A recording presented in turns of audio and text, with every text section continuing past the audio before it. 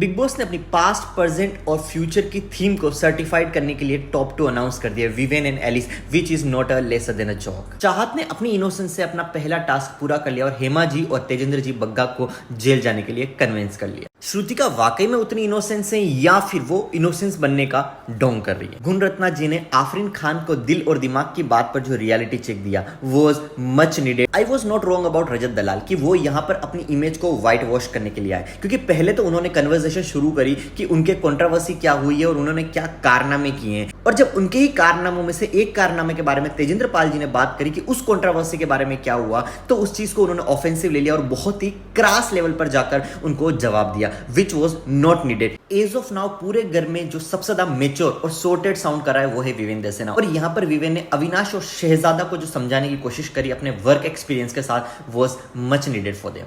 शहजादा का claim of fame he उनकी controversy है, उनके पास अपने बारे में बात करने के लिए उस कंट्रोवर्सी के अलावा कोई टॉपिक ही नहीं है। Shehzada needs to move out of that controversy and I am glad Afreen ने उनको मुंह पर बोला कि अगर तुम्हारे साथ ये हुआ है तो तुमने भी जरूर कुछ किया होगा। शहजादा ने जो चुम से कहा कि ये तुम्हारे उधर का है, it was not a joke, it was a subtle racism which is not a joke at all, and I am Glade कि चुम ने उस चीज का स्टैंड लिया।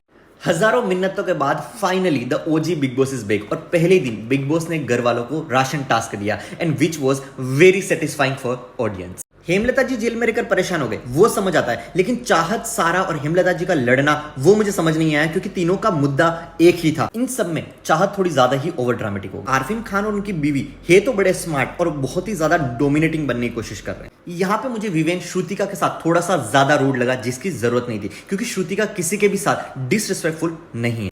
मुझे ये समझ नहीं आया कि बिग बॉस इतने सेंसिटिव टॉपिक को क्यों टेलीकास्ट कर रहे हैं। अब आप लोग जल्दी से कमेंट में बताओ कि आपको ये दोनों रिपोर्टर कैसी लगी।